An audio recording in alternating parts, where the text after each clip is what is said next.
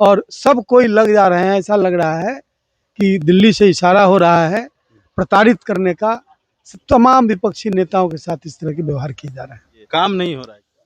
यदि सबकी अपनी अपनी इंडिविजुअल आइडेंटिटी है, बिहार विधानसभा में प्रतिपक्ष के नेता तेजस्वी प्रसाद यादव है और वो जनता के वोट से चुनाव जीत कर आए, उनका अपना अधिकार है।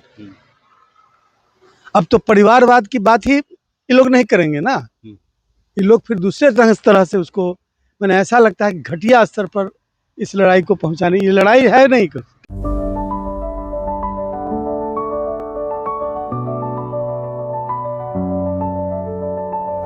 Goal the result. बिहार में इन दिनों राबड़ी देवी के बंगले को लेकर खूब सियासत हो रहा है। यहाँ तक कि अब बिहार के मुख्यमंत्री खुले मंच से कहते हैं कि कोई बंगले से मोह है, माई का लाल है, इस तरीके की भाषा का इस्तेमाल अब मुख्यमंत्री खुले मंच से कर रहे हैं।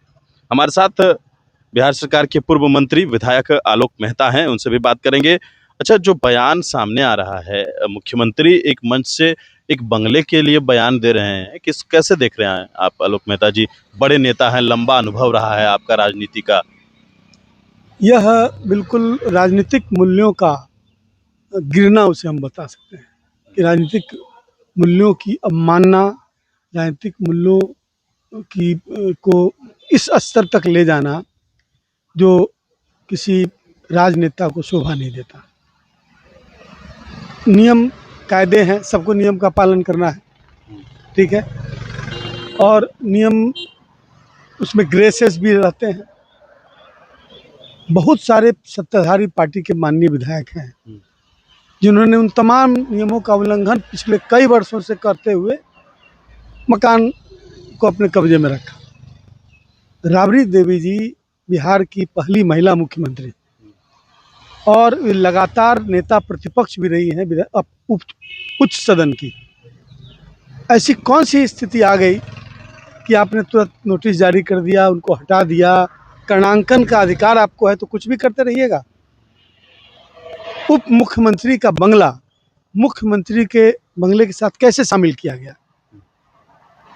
ऐसा क्या जनता नहीं देख रही है कि आप क्या कर रहे हैं? किसी भी बात को कहने का तरीका होता है, उस पद की भी मर्यादा होती है। मुख्यमंत्री पद की भी मर्यादा है और नेता प्रतिपक्ष पद की मर्यादा मुख्यमंत्री से थोड़ा भी कम नहीं है। महिला भी है और महिला भी है। ऐसे में जो बयान आ रहे हैं वह बिल्कुल घटिया स्तर का बयान, जो एक मुख्यमंत्री के मुंह से शोभा नहीं देता। और राजनीति की जो एक परंपरा रही है उसमें पक्ष और विपक्ष का जो एक बिहेवियरल मैनेजमेंट हुआ करता था, व्यवहार प्रबंधन, उसमें पूरी तरह सरकार फेल है और सब कोई लग जा रहे हैं, ऐसा लग रहा है कि दिल्ली से इशारा हो रहा है प्रताड़ित करने का। तमाम विपक्षी नेताओं के साथ इस तरह के व्यवहार किए जा रहे हैं। काम नहीं हो रहा है क्या? बिहार में जो विकास का काम होना चाहिए, क्या लग रहा है वो हो रहा है? नहीं, घोषणा यदि काम है तो हो रहा है, काम धरती पर जब दिखाई पड़ेगा तब फिर बताया जाएगा। नहीं, लेकिन सवाल उठ रहे हैं कि राबड़ी देवी को मोह है, ममता है बंगले से, इसलिए खाली नहीं करना चाहती हैं। माता को अलग बंगला चाहिए, बेटे को अलग बंगला चाहिए। यदि सबकी अपनी अपनी इंडिविजुअल आइडेंटिटी है, बिहार विधानसभा में प्रतिपक्ष के नेता तेजस्वी प्रसाद यादव है और वो जनता के वोट से चुनाव जीत कर आए, उनका अपना अधिकार है। अब तो परिवारवाद की बात ही ये लोग नहीं करेंगे ना, ये लोग फिर दूसरे तरह से उसको, मैंने ऐसा लगता है कि घटिया स्तर पर इस लड़ाई को पहुंचाने, ये लड़ाई है नहीं कहीं, क्योंकि मुद्दे जो मुख्य मुद्दा है उससे भटकाना चाहते हैं, इसलिए इस तरह के नैरेटिव क्रिएट करके और जनता में। और राबड़ी देवी जी का अपना अपनी आइडेंटिटी है।